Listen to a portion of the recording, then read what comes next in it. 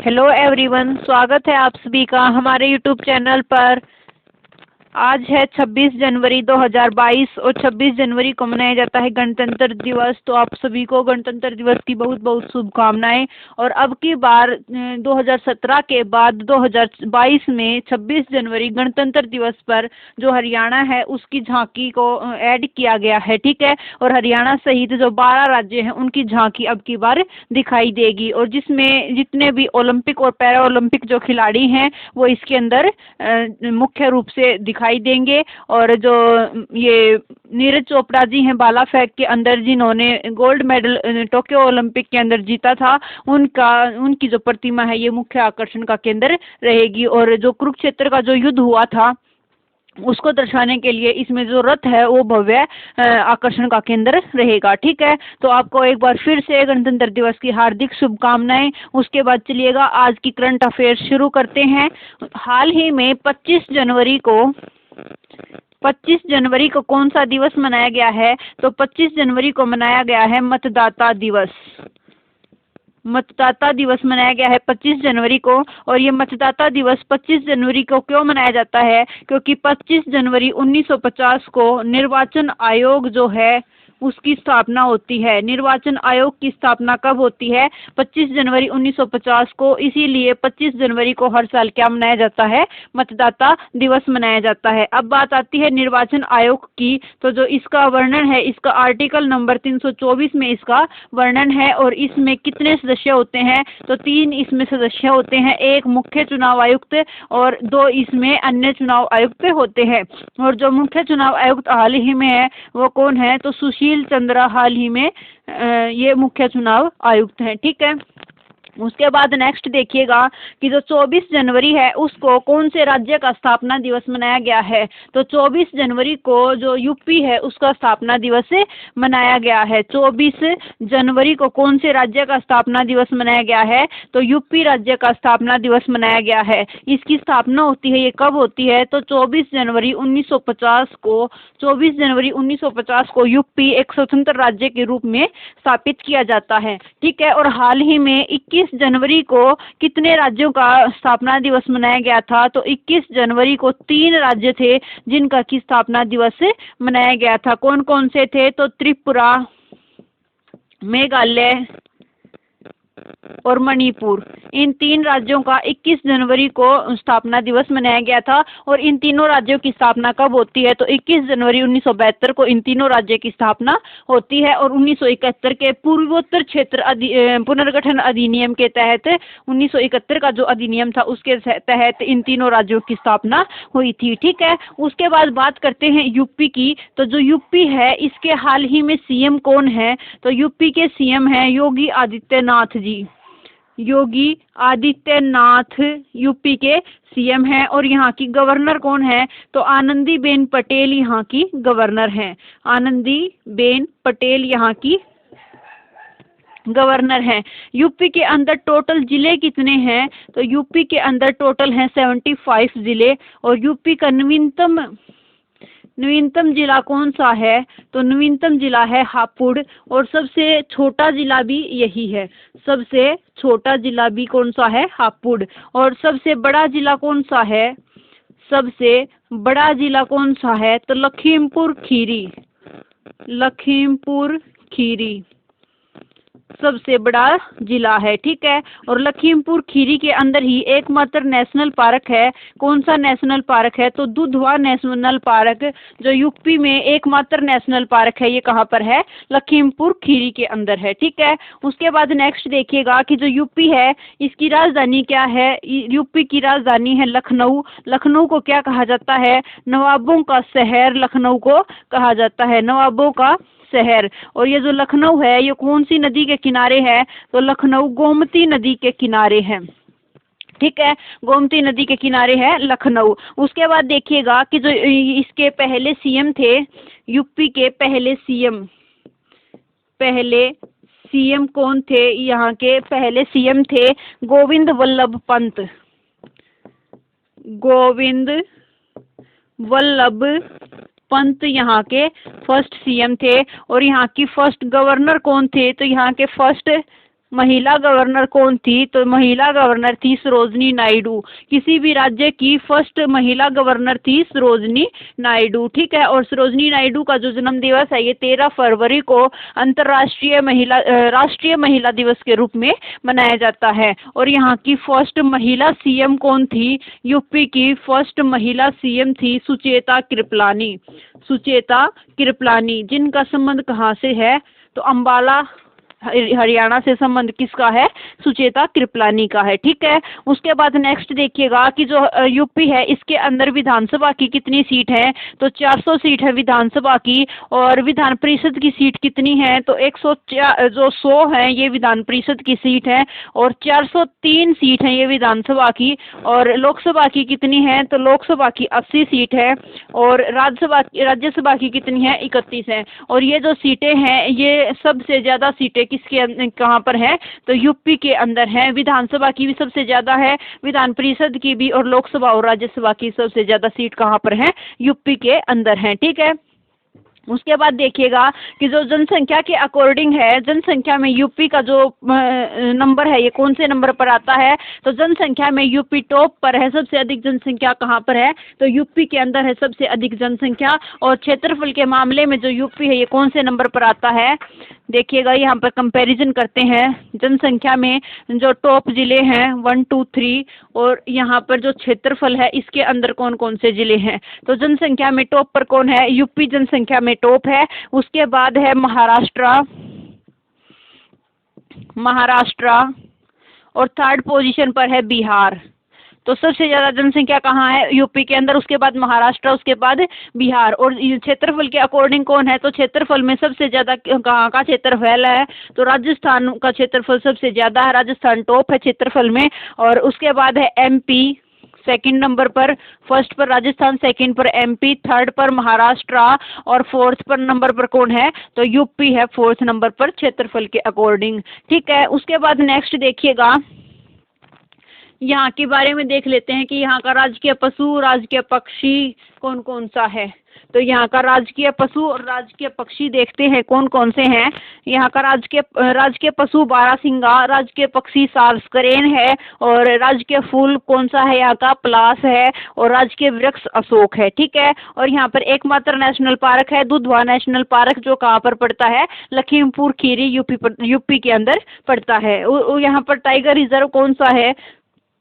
तो Dudhwa tiger reserve और Pilibhit tiger reserve यहाँ पर है। ठीक है, और जो पीलीभीत टाइगर रिजर्व है इसको कौन सा अवार्ड दिया गया है? तो T+2 अवार्ड किसे दिया गया है? पीलीभीत टाइगर रिजर्व यूपी को दिया गया है। ठीक है, यहाँ पर जो डांस है, फेमस डांस कौन कौन से हैं? तो जो पाई नृत्य है ये कहाँ पर किया जाता है? यूपी के अंदर। पाई, राई, चरकुला, नौटंकी, ये कहाँ पर किए जाते हैं? ये डांस यूपी के अंदर ये डांस किए जाते हैं। ठीक है, और उसके बाद देखिएगा कि जो इसकी यूपी है इसकी सीमा कितने राज्यों से मिलती है? तो इसकी सीमा 8 राज्यों से मिलती है, और एक केंद्र शासित प्रदेश, एक यूटी से मिलती है। तो यूटी कौन सा है? दिल्ली से यूपी की सीमा लगती है। और 8 राज्य कौन कौन से हैं? तो इसकी सीमा लगती है राजस्थान से, उसके बाद छत्तीसगढ़ है, बिहार है, हरियाणा है, और उत्तराखंड है, और उसके बाद है हिमाचल प्रदेश, मध्य प्रदेश, और कौन सा रह गया? तो झारखंड। इन 8 राज्यों से इसकी सीमा लगती है। ठीक है, और जो इसकी अंतर्राष्ट्रीय इंटरनेशनल बाउंड्री है वो कौन से देश के साथ लगती है? तो नेपाल के साथ इसकी इंटरनेशनल बाउंड्री है। ठीक है, उसके बाद नेक्स्ट देखिएगा, नेक्स्ट क्वेश्चन कौन सा है? नेक्स्ट क्वेश्चन है हमारा कि जो जियो जो कंपनी है उसने यूनिवर्सिटी ऑफ ओलू के साथ, जो जियो कंपनी है और यूनिवर्सिटी ऑफ ओलू है, यूनिवर्सिटी ऑफ ओलू, ये कहाँ की यूनिवर्सिटी है? तो ये एक फिनलैंड की यूनिवर्सिटी है। इसके साथ करार हुआ है जियो और यूनिवर्सिटी ऑफ ओलू जो कि फिनलैंड की है, इनके बीच में करार हुआ है। किस लिए? जो 6G है, 6G को तेजी लाने के लिए, 6G में तेजी लाने के लिए जियो कंपनी का किसके साथ करार हुआ है? तो यूनिवर्सिटी ऑफ ओलू जो कि फिनलैंड की यूनिवर्सिटी है, उसके साथ इसका करार हुआ है। ठीक है, तो अब बात आती है फिनलैंड की। तो फिनलैंड की कैपिटल क्या है? हेलेंसिकी फिनलैंड की कैपिटल है। यूरो यहाँ की करेंसी है। और यहाँ के जो प्राइम मिनिस्टर हैं वो कौन है? तो सना मारीन यहाँ की प्राइम मिनिस्टर है। सना मारीन यहाँ फिनलैंड की प्राइम मिनिस्टर है। और फिनलैंड को क्या कहा जाता है? तो झीलों का देश किसे कहा जाता है? झीलों का देश किसे कहा जाता है? ये कहा जाता है फिनलैंड को। ठीक है, उसके बाद देखिएगा कि जो चांडलर गुड गवर्नमेंट इंडेक्स है, चांडलर गुड गवर्नमेंट इंडेक्स, जो चांडलर गुड गवर्नमेंट इंडेक्स है, इसके अंदर टॉप किसने किया है? तो इसमें टॉप किया है फिनलैंड ने, इसमें टॉप किया है। और इसके अंदर जो इंडिया की रैंक है, इंडिया की रैंक कौन सी रही है? तो 49 रैंक रही है इंडिया की। ठीक है, 49 रैंक है। उसके बाद देखिएगा कि जो गुड गवर्नेंस डे है, गुड गवर्नेंस डे कब मनाया जाता है? तो अटल बिहारी वाजपेयी के जन्म दिवस पर 25 दिसंबर को हम क्या मनाते हैं? गुड गवर्नेंस डे मनाते हैं। ठीक है, और जो ये गुड गवर्नेंस इंडेक्स है, इसके अंदर जो गुड गवर्नेंस इंडेक्स है, गवर्नेंस इंडेक्स, इसके अंदर बड़े राज्य की जो सूची है, बड़े राज्य हैं उनके अंदर किसने टॉप किया है? तो उसमें टॉप किया है गुजरात ने। और पूर्वोत्तर एवं जो पहाड़ी राज्य हैं, पूर्वोत्तर एवं पहाड़ी राज्य हैं, उनके अंदर किसने टॉप किया है? तो इसमें टॉप किया है हिमाचल प्रदेश ने। और जो यूटी है, यूटी के अंदर किसने टॉप किया है? तो दिल्ली ने यूटी के अंदर टॉप किया है गुड गवर्नेंस इंडेक्स में। ठीक है, उसके बाद नेक्स्ट देखिएगा कि जो दिसंबर 2021 में 88वीं नेशनल दिसंबर 2021 के अंदर 88वीं, देखिएगा, नेशनल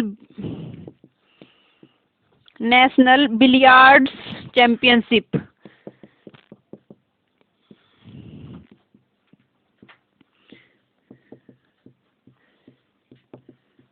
बात आती है कि नेशनल बिलियर्ड चैंपियनशिप दिसंबर 2021 में आयोजित की गई।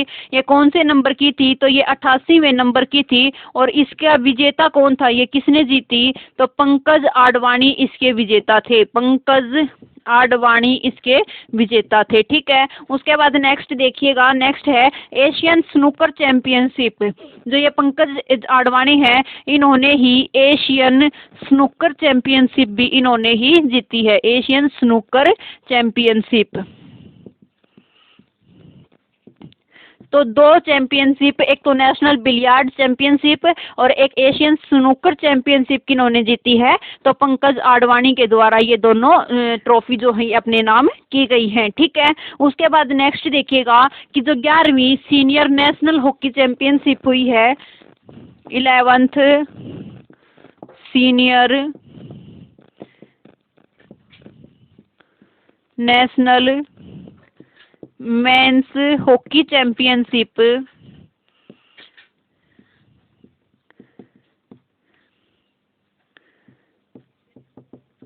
ये किसने जीती है? तो ये जीती है पंजाब ने। पंजाब इसके अंदर विजेता है। और उप विजेता कौन है? तो उप विजेता है इसके अंदर यूपी।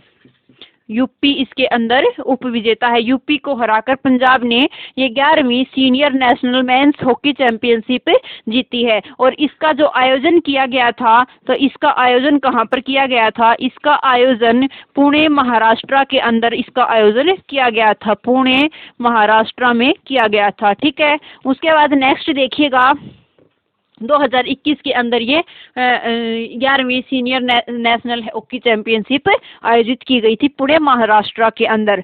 नेक्स्ट है कि जो senior national aquatic championship, senior national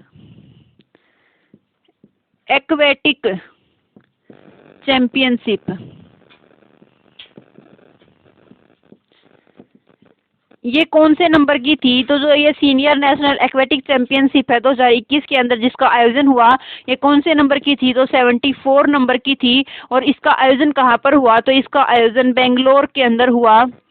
Bangalore के अंदर इसका आयोजन हुआ। और इसके अंदर विजेता कौन है? तो कर्नाटक इसके अंदर विजेता है। कर्नाटक इसके अंदर विजेता है। ठीक है। नेक्स्ट देखिएगा कि जो senior women's national football championship है, इसका आयोजन कहाँ पर हुआ? केरल के अंदर इसका आयोजन किया गया। और इसके अंदर विजेता कौन है? तो मणिपुर इसके अंदर विजेता है। ठीक है, इतनी बात आप याद रखिएगा। उसके बाद नेक्स्ट देखते हैं कि हाल ही में मैंने आपको बताया था कि जो टोंगा ज्वालामुखी है, टोंगा ज्वालामुखी है, ये इसमें विस्फोट हुआ था। इसका ये कहाँ पर है? तो जो टोंगा द्वीप है प्रशांत महासागर में, टोंगा द्वीप है कहाँ पर? पैसिफिक ओशियन के अंदर ये टोंगा द्वीप है। और उसी पर क्या है? टोंगा ज्वालामुखी है। और इसमें क्या हुआ? इसमें विस्फोट हुआ। और इस विस्फोट का रिएक्शन क्या हुआ? इसमें विस्फोट होने के कारण इसका रिएक्शन हुआ, जो लहरें उत्पन्न हुई, विस्फोट होने के कारण लहरें उत्पन्न हुई। और लहरों के कारण लहरें उत्पन्न हुई। और इन लहरों के कारण क्या हुआ? पेरू का जो तट है, पेरू तट के पास एक रिफाइनरी है, एक ऊर्जा फर्म है जिसका नाम है रेफ्सेनोल। क्या है? पेरू तट के पास एक ऊर्जा फर्म है जिसका नाम क्या है? रेफ्सेनोल इसका नाम है। रेफ्सेनोल इसका नाम है। और इस ऊर्जा फर्म में क्या हुआ? तेल रिसाव हो गया। इस ऊर्जा फर्म में उन लहरों के कारण तेल रिसाव हो गया। और इसी के कारण पेरू में 90 दिनों के लिए आपातकाल घोषित कर दिया गया। के लिए आपातकाल घोषणा की गई, आपातकाल की घोषणा। ठीक है। और हाल ही में जो ईंधन की कीमतें बढ़ने के कारण कौन से देश में आपातकाल की घोषणा की गई थी? तो ईंधन की कीमतें बढ़ने के कारण, ईंधन कीमत बढ़ने के कारण कहाँ पर आपातकाल की घोषणा की गई थी? तो कजाकिस्तान के अंदर ईंधन की कीमतें बढ़ने के कारण यहाँ के पीएम ने इस्तीफा दे दिया था और राष्ट्रपति ने आपातकाल की घोषणा कर दी थी। जो कजाकिस्तान है, इसकी राजधानी क्या है? तो नूर सुल्तान इसकी राजधानी है। और टेंगे यहाँ की मुद्रा है। और यहाँ के अभी हाल ही में कौन नए प्रधानमंत्री चुने गए हैं? तो अली खान स्माइलोव यहाँ के नए प्रधानमंत्री चुने गए हैं। ठीक है, याद रखिएगा। उसके बाद देखते हैं कि जो ये खाद्य आपातकाल कौन से देश ने, खाद्य आपातकाल की घोषणा किसने की थी? तो खाद्य आपातकाल की घोषणा की थी श्रीलंका ने। आपातकाल की घोषणा किसने की थी? श्रीलंका ने खाद्य आपातकाल की घोषणा की थी। ठीक है। अब देखिएगा कि सैन्य तख्तापलट कहाँ पर हुआ है?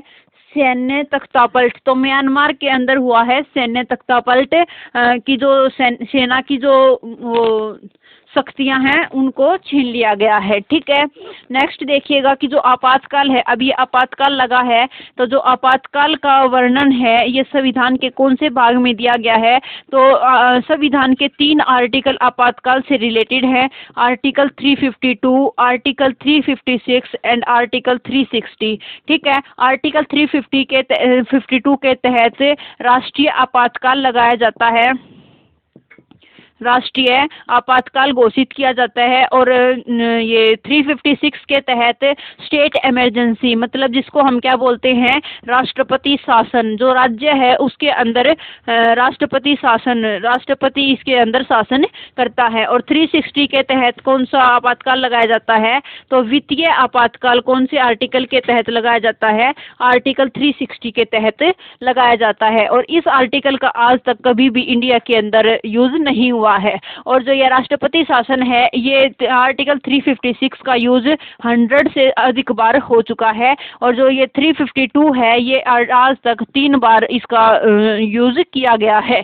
ठीक है, एक 1962 में, एक 1971 में और एक 1975 में। 1975 में जो इसका यूज किया गया, 1975 के अंदर इसका यूज किया गया आंतरिक अशांति, आंतरिक अशांति कहकर इस आर्टिकल का यूज किया गया। और उसके बाद 1976 में 42वें संविधान संशोधन के द्वारा इस आंतरिक अशांति शब्द को हटा दिया गया और इसके स्थान पर क्या यूज कर दिया गया, सशस्त्र विद्रोह, सशस्त्र विद्रोह इसके स्थान पर कर दिया गया। ठीक है, और ये आंतरिक अशांति के आधार पर जो राष्ट्रीय आपातकाल लगा था ये किसके टाइम पर लगा था, तो पीएम इंदिरा गांधी के टाइम पर जो फखरुद्दीन हमारे राष्ट्रपति थे उन्होंने ये आपातकाल लगाया था। ठीक है, उसके बाद नेक्स्ट देखिएगा, नेक्स्ट क्वेश्चन क्या है कि जो ये पेरू है ये इसकी सीमा पर, पेरू और चिली की सीमा पर, पेरू और मैप के देखिएगा,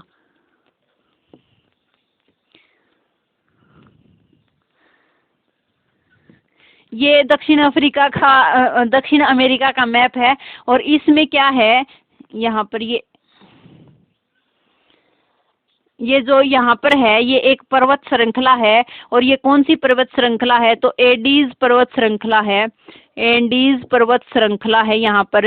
और ये कहाँ पर पड़ती है, तो दक्षिण अमेरिका के अंदर है एंडीज पर्वत श्रृंखला। और जो कि दुनिया की सबसे लंबी पर्वत श्रृंखला कौन सी है, एंडीज पर्वत श्रृंखला है। ठीक है, और उसके बाद यहाँ पर एक मरुस्थल पड़ता है, यहाँ पर कौन सा मरुस्थल है, तो अटाकामा मरुस्थल है, अटाकामा मरुस्थल है। ये कहाँ है, तो पेरू और जो बोलिविया है, पेरू और चिली, पेरू और चिली की सीमा पर कौन सा मरुस्थल स्थित है, तो अटाकामा मरुस्थल से स्थित है पेरू और चिली की सीमा पर। उसके बाद यहाँ एक झील है, ये झील कौन सी है, तो ये झील है टिटिकाका झील, टिटिकाका झील। सबसे ऊंचाई पर स्थित झील कौन सी है, टिटिकाका झील है। और ये कौन सी देश की सीमा पर स्थित है, तो पेरू और बोलिविया की सीमा पर कौन सी झील स्थित है, तो पेरू और बोलिविया की सीमा पर स्थित है टिटिकाका झील। ठीक है, और यहाँ पर है एक पेटागोनिया मरुस्थल, यहाँ पर कौन सा मरुस्थल है, तो पेटागोनिया मरुस्थल है, पेटागोनिया मरुस्थल।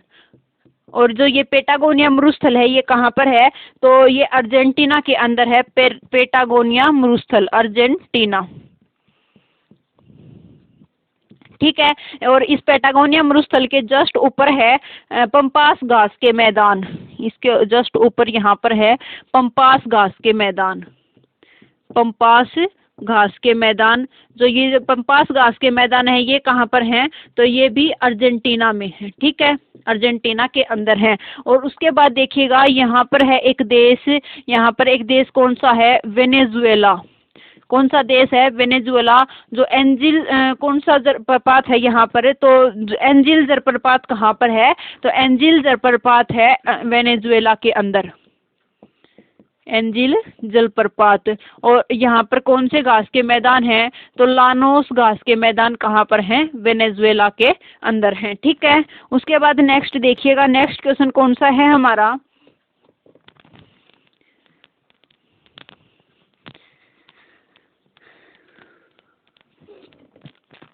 नेक्स्ट क्वेश्चन है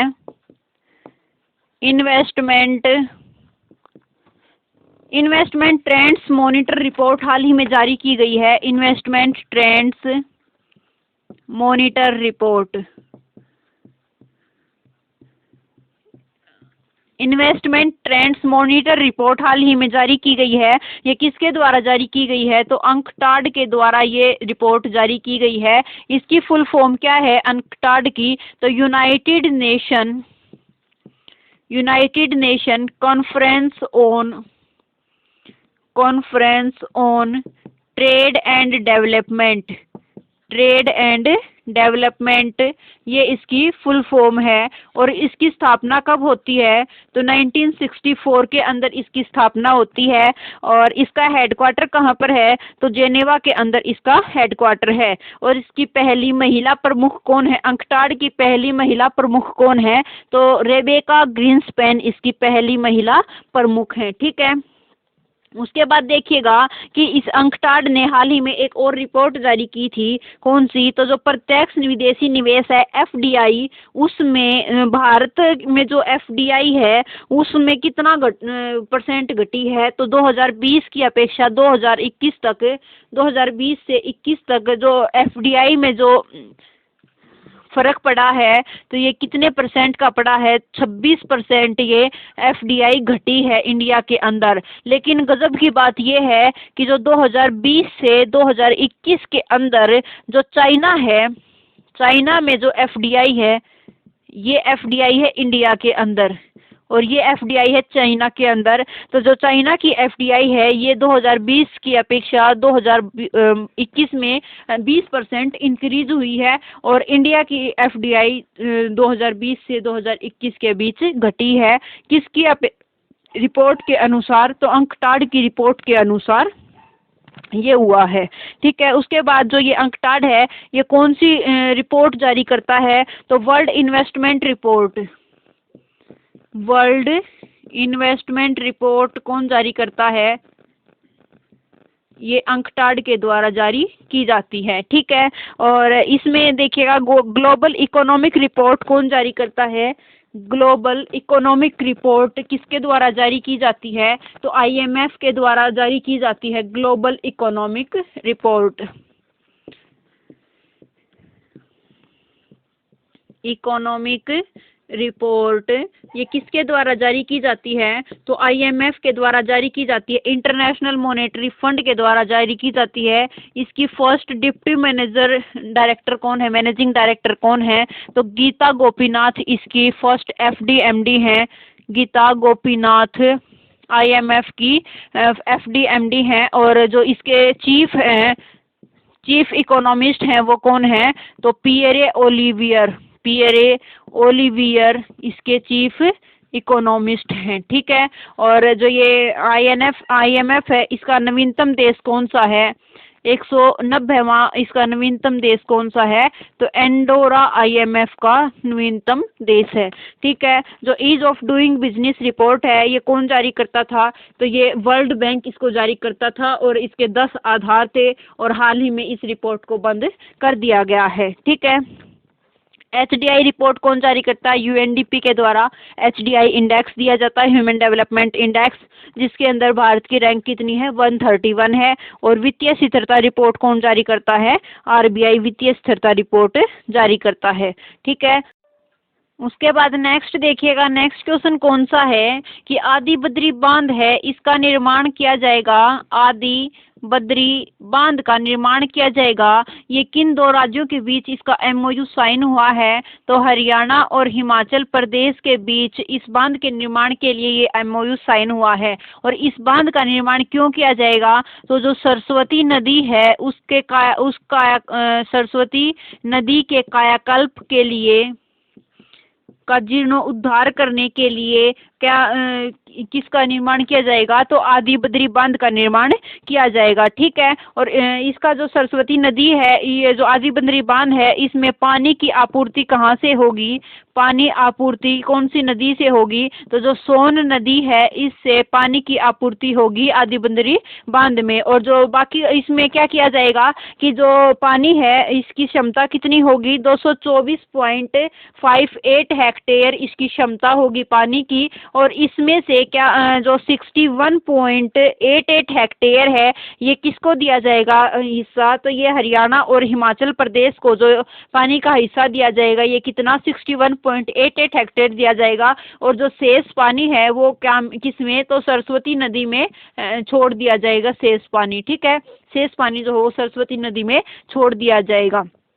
उसके बाद देखिएगा कि जो ये सोन नदी है ये कहाँ पर है, तो आदिबद्री के पास यमुना नदी में कौन सी नदी मिलती है, तो सोन नदी मिलती है, और उसी से पानी की आपूर्ति होगी आदिबद्री बांध को, जिस का निर्माण किस लिए किया गया है, तो सरस्वती नदी के कायाकल्प करने के लिए आदिबद्री बांध का निर्माण किया गया है। कहाँ पर, जगाधरी यमुनानगर हरियाणा के अंदर आदि ये बांध बनाया जाएगा, और हरियाणा और हिमाचल प्रदेश के बीच इस बांध को के लिए एमओयू साइन हुआ है। ठीक है, अब बात आती है हिमाचल प्रदेश की, तो अटल सुरंग कहाँ पर है, अटल सुरंग कहाँ पर है, तो ये अटल सुरंग है, ये कितनी किलोमीटर लंबी है, 9 किलोमीटर लंबी सुरंग है। लेह और मनाली के मार्ग पर ये अटल सुरंग स्थित है, और इस अटल सुरंग का पहले नाम क्या था, तो रोहतांग सुरंग इसका पहले नाम था। ठीक है, उसके बाद जो सिपकिला दर्रा है ये कहाँ पर है, सिपकिला दर्रा जो सतलुज नदी है वो भारत में प्रवेश करती है, कौन से दर्रे से,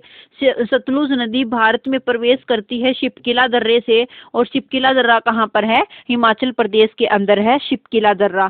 ठीक है, और माता टीला परियोजना, हाल ही में ये बहुत चर्चा में रही है ये परियोजना, माता टीला परियोजना कौन सी नदी पर है, माता टीला परियोजना, तो ये बेतवा नदी पर है, माता टीला परियोजना बेतवा नदी पर है। और हाल ही में कौन सी 2 नदियों को जोड़ा गया है, तो बेतवा और केन नदी को जोड़ा गया है, और इनके बीच में इनके कौन सा टाइगर रिजर्व है, तो जो पन्ना टाइगर रिजर्व है एमपी के अंदर, पन्ना टाइगर रिजर्व है एमपी के अंदर, ये इन दोनों के बीच में पड़ता है। ठीक है, उसके बाद नेक्स्ट क्वेश्चन देखिएगा कि जो विजय हजारे ट्रॉफी है ये किसने जीती है, तो विजय हजारे ट्रॉफी का संबंध किससे है, क्रिकेट से है, और ये किसने जीती है, तो इसका विजेता है हिमाचल प्रदेश। नेक्स्ट क्वेश्चन है हमारा कि 20वें ढाका अंतर्राष्ट्रीय फिल्म महोत्सव में सर्वश्रेष्ठ 20वां जो ढाका अंतर्राष्ट्रीय फिल्म फेस्टिवल हुआ है, अंतर्राष्ट्रीय फिल्म फेस्टिवल, इसमें भारतीय फिल्म को बेस्ट फिल्म का अवार्ड मिला है, बेस्ट फिल्म का अवार्ड मिला है। ये कौन सी फिल्म को मिला है, तो कुंजांगल फिल्म को बेस्ट फिल्म का अवार्ड मिला है, और ये एक तमिल फिल्म है, तमिल फिल्म है कुंजांगल, और इसको बेस्ट फिल्म का अवार्ड दिया गया है। ठीक है, उसके बाद देखिएगा कि लिविंग रूट ब्रिज ये कहाँ पर स्थित है, लिविंग रूट ब्रिज ये कहाँ पर स्थित है, लिविंग रूट ब्रिज, तो ये मेघालय के अंदर स्थित है, और इसमें क्या किया गया है कि जो जीवित पौधे हैं उनकी जड़ से ये ब्रिज बनाया गया है, और इसके लिए भारत ने यूनेस्को से, इसके लिए भारत ने क्या किया है, यूनेस्को से विश्व धरोहर का टैग माना है, विश्व धरोहर का टैग मांगने की इच्छा रखी है। ठीक है, विश्व धरोहर का टैग की मांग की है। ये दोनों याद रखिएगा कि बेस्ट फिल्म कौन सी है, कुंजांगल जो कि तमिल मूवी है, और जो लिविंग रूट ब्रिज है ये कहाँ पर है, मेघालय के अंदर है लिविंग रूट ब्रिज। नेक्स्ट देखिएगा कि जो डीजीसीए है, डीजीसीए की फुल फॉर्म क्या है, directorate general of civil aviation, directorate general of civil aviation, इसने क्या किया है, डीजीसीए ने, directorate general of civil aviation ने जो कोलकाता एयरपोर्ट है,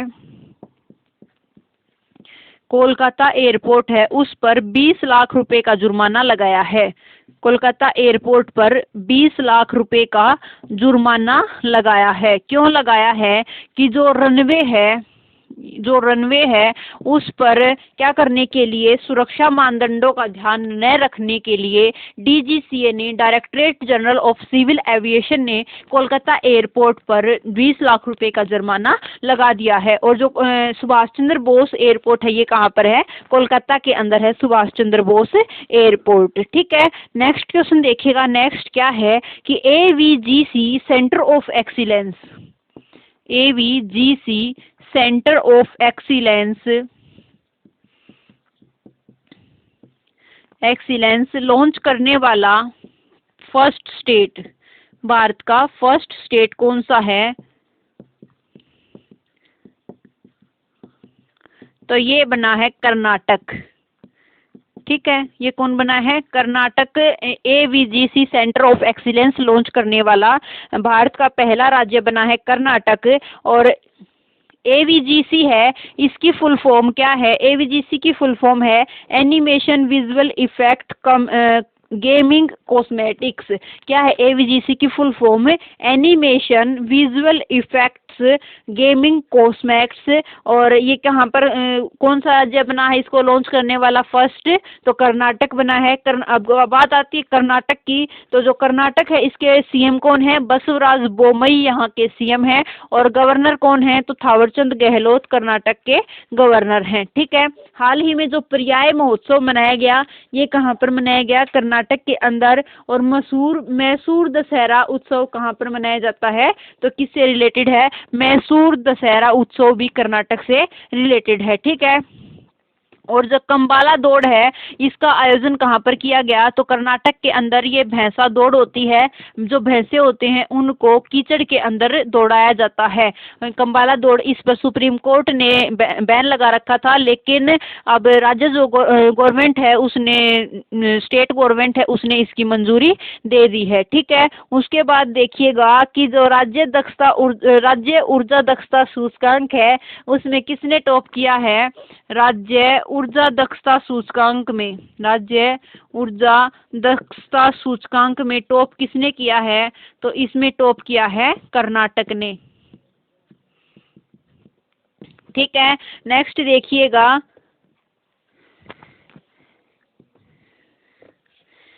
इसकी फुल फॉर्म क्या है? इसकी फुल फॉर्म है एनिमेशन विजुअल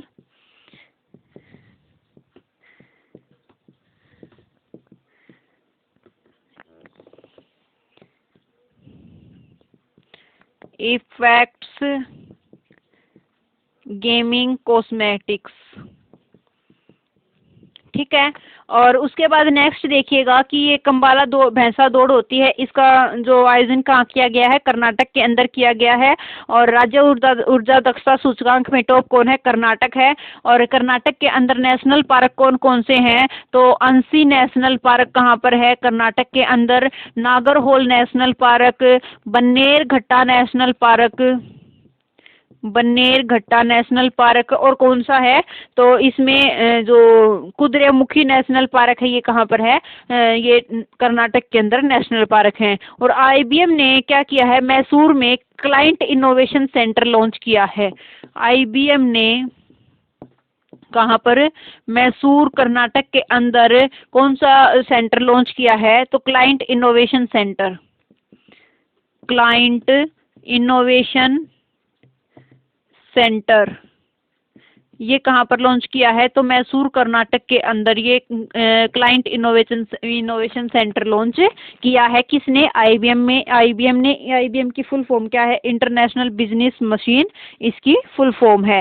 ठीक है, कर्नाटक के अंदर ही अलमाटी बांध है। और अलमाटी बांध कौन सी नदी पर है? तो कृष्णा नदी पर अलमाटी बांध है। और उसके बाद जो मैटूर बांध है, ये कृष्णराज सागर बांध है, ये कहाँ पर है? तो कर्नाटक के अंदर है। और कौन सी नदी पर? कावेरी नदी पर है कृष्णराज सागर बांध। और दुनिया का जो सबसे लंबा प्लेटफॉर्म है, दुनिया का सबसे लंबा प्लेटफॉर्म, सबसे लंबा प्लेटफॉर्म ये कहाँ पर बन रहा है? तो दुनिया का सबसे लंबा प्लेटफॉर्म बन रहा है हुबली कर्नाटक के अंदर। हुबली कर्नाटक के अंदर दुनिया का सबसे लंबा प्लेटफॉर्म बन रहा है। और जो कर्नाटक सरकार है इसने ट्रांसजेंडर के लिए पुलिस में आरक्षण की योजना बनाई है। ठीक है, और यहाँ का फेमस डांस कौन सा है? तो यहाँ का फेमस डांस है यक्षगान, यहाँ का डांस है। ठीक है, इतनी बात याद रखिएगा। उसके बाद नेक्स्ट चलते हैं। नेक्स्ट क्वेश्चन क्या है हमारा? नेक्स्ट है कि ककड़ी और खीरे के निर्यात के लिए, ककड़ी और खीरा जो है इसका सबसे बड़ा निर्यातक कौन बन गया है? इस इसका सबसे बड़ा निर्यातक, दुनिया भर में सबसे बड़ा निर्यातक कौन बन गया है? तो अपना देश जो भारत है ये इसका सबसे बड़ा निर्यातक बन गया है। अब बात आती है ककड़ी और खीरे की, तो ये कौन सी फसलों के अंतर्गत आते हैं? तो ककड़ी और खीरा आते हैं जायद फसलों के अंतर्गत। ठीक है, अब बात आती है कि रबी की फसलें, जो रबी फसल होती हैं वो कब बोई जाती हैं? तो जो हाल में चल रही हैं फसलें, जो हाल ही में बोई गई हैं, ये कौन सी फसलें हैं? तो ये रबी की फसलें हैं। और इनको हम ट्रिक से याद करें तो ट्रिक क्या है हमारी? नाई हूटर बजते ही जोश में आया। नाई हूटर बजते ही जोश में आया, ये हमारी ट्रिक है। नाई से चना, ई से राई, हू से गेहूं, टर से मटर, और उसके बाद यहाँ पर क्या आएगा? जोश से, सै से सरसों, और आया से आलू। ये कौन सी फसलें हैं? तो ये फसलें हैं रबी की फसलें हैं। कौन सी? नाई हूटर बजते ही जोश में आया, चना, राई, गेहूं, मटर, सरसों, और कौन सा है? आलू। ठीक है, और नेक्स्ट देखिएगा कि जो खीरा, ककड़ी है, तरबूज है, खरबूजा है, ये कौन सी फसलें हैं? तो जायद फसलें हैं। उसके बाद है कि एक अभियान चलाया गया था, ब्रांड इंडिया अभियान। ब्रांड इंडिया अभियान ये किस लिए चलाया गया था? तो जो निवेश है उसको निर्यात है उसको बढ़ावा देने के लिए, निर्यात को बढ़ावा देने के लिए कौन सा अभियान चलाया गया था? ब्रांड इंडिया अभियान चलाया गया था। और भारत का पहला एक्सपोर्ट प्रोसेसिंग जोन, भारत का पहला एक्सपोर्ट प्रोसेसिंग जोन कहाँ पर स्थापित किया गया है? तो ये कांडला गुजरात के अंदर स्थापित किया गया है। कांडला गुजरात के अंदर स्थापित किया गया है। ठीक है, और जो कांडला बंदरगाह है इसका नाम चेंज करके क्या कर दिया गया है? तो दीनदयाल उपाध्याय नाम कर दिया गया है कांडला बंदरगाह का। नेक्स्ट देखिएगा, नेक्स्ट क्वेश्चन क्या है हमारा कि जो UASG, देखिएगा पहले ये देख, इसरो जो है, इसरो ने क्या किया है कि महेंद्रगिरी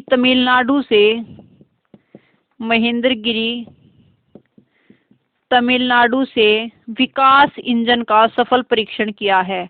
कौन से इंजन का? तो विकास इंजन का सफल परीक्षण किया है। कहाँ से?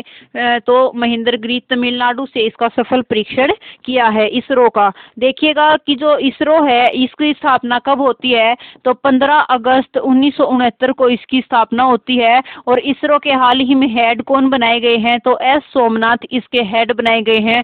और ये कौन से नंबर के हैं? तो 10वें नंबर के इसके हेड है। और इसका हेडक्वार्टर कहाँ पर है? तो बेंगलुरु के अंदर इसका हेडक्वार्टर है। इंडियन स्पेस रिसर्च ऑर्गेनाइजेशन इसकी फुल फॉर्म है।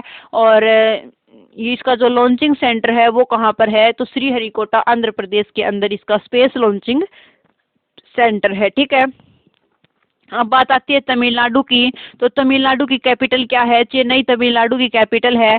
यहाँ के सीएम कौन है? तो MK स्टालिन यहाँ के सीएम हैं। MK स्टालिन यहाँ के सीएम हैं। यहाँ के गवर्नर कौन है? तो RN रवि यहाँ के गवर्नर हैं। RN रवि यहाँ के गवर्नर है। ठीक है, जल्लीकट्टू जो है, जल्लीकट्टू का संबंध कहाँ से है? तो जल्लीकट्टू का संबंध भी तमिलनाडु से है। और आदिपुरम त्योहार, आदिवासियों के लिए जो त्योहार मनाया जाता है, आदिपुरम त्योहार, ये कहाँ पर है? तमिलनाडु के अंदर है। हल्दी अनुसंधान संस्थान की स्थापना, हल्दी अनुसंधान संस्थान की स्थापना कहाँ पर की जाएगी? तो यहाँ ये भी तमिलनाडु के अंदर इसकी हल्दी अनुसंधान संस्थान की स्थापना की जाएगी। ठीक है, उसके बाद नेक्स्ट देखिएगा, हाल ही में एक मेंढक की प्रजाति है, नई प्रजाति उसकी खोज की गई है। तो वर्षा मेंढक की नई प्रजाति खोजी है। वर्षा मेंढक की नई प्रजाति खोजी है। वर्षा मेंढक की नई प्रजाति खोजी है कि कहाँ पर खोजी गई है ये? तो पनामा के जंगल में ये खोजी गई है। पनामा के जंगल में ये पाई है। पनामा जंगल में पाई गई है ये वर्षा मेंढक की नई प्रजाति। और इसका नाम किसके नाम पर रखा गया है? तो इसका नाम रखा गया है ग्रेटा थुनबर्ग के नाम पर। इसका नाम वर्षा मेंढक की नई प्रजाति का नाम जो कि पनामा जंगल के अंदर पाई गई है, इसका नाम ग्रेटा थुनबर्ग के नाम पर रखा गया है। ठीक है, नेक्स्ट देखेगा कि आर नागास्वामी। आर नागास्वामी ये क्या थे? ये एक पर्यावरणविद थे और इनका हाल ही में निधन हो गया है। पर्यावरणविद थे और इनका क्या हो गया है? निधन हो गया है। ठीक है, नेक्स्ट देखेगा कि जो विक्रम सोलंकी हैं, कौन है? विक्रम सोलंकी। ये क्या है? इंग्लैंड के पूर्व बल्लेबाज हैं ये।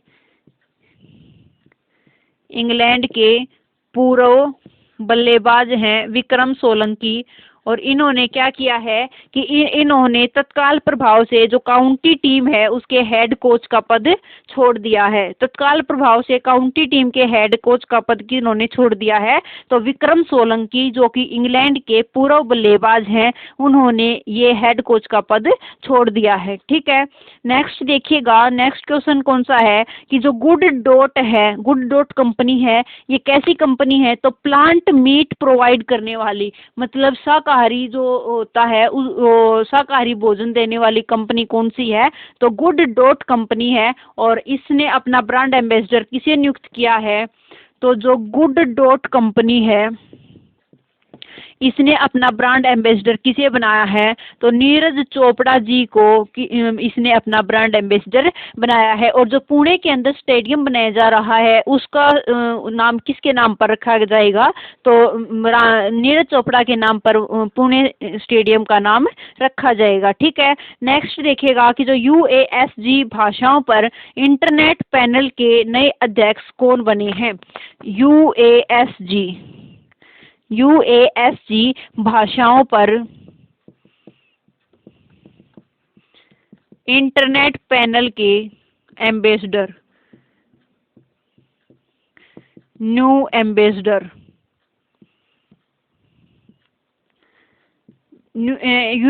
UASG भाषाओं पर इंटरनेट पैनल के न्यू एम्बेसडर कौन बने हैं? तो विजय शेखर शर्मा इसके न्यू एम्बेसडर बने हैं। अब बात आती है UASG की, तो इसकी फुल फॉर्म क्या है? Universal acceptance steering group. Universal acceptance steering group, ये इसकी फुल फॉर्म है। ठीक है, उसके बाद नेक्स्ट देखिएगा, नेक्स्ट क्वेश्चन क्या है हमारा कि जो अपना कांगड़ा ऐप है ये कौन से राज्य ने लॉन्च किया है? अपना कांगड़ा ऐप, तो ये लॉन्च किया है हिमाचल प्रदेश ने। अपना कांगड़ा ऐप, अपना कांगड़ा ऐप किसने लॉन्च किया है? तो ये लॉन्च किया गया है हिमाचल प्रदेश के द्वारा।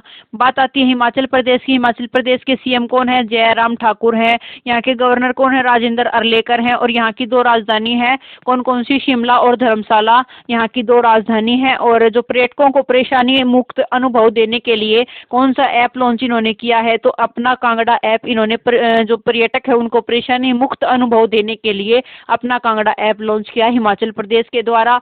और 100% वैक्सीनेशन वाला राज्य कौन सा? हिमाचल प्रदेश है। और 100% वैक्सीनेशन वाला शहर कौन सा है? तो किन्नौर हिमाचल प्रदेश है। और 100% LP जो गैस कनेक्शन है ये कहाँ पर किए गए हैं? तो हिमाचल प्रदेश के अंदर किए गए हैं। खीर गंगा नेशनल पार्क और पिन वैली नेशनल पार्क कहाँ पर हैं? हिमाचल प्रदेश के अंदर हैं। और जो 9th महिला आइस हॉकी चैंपियनशिप है ये कहाँ पर आयोजित हुई थी? तो हिमाचल प्रदेश के अंदर इसका आयोजन किया गया। और जीती किसने? तो लद्दाख के द्वारा ये जीती गई है। ठीक है, चलिएगा फ्रेंड्स, आज के लिए इतना ही। मिलते हैं नेक्स्ट वीडियो में। आपको वीडियो कैसी लगी लाइक शेयर और कमेंट करके जरूर बताइएगा। Thank you.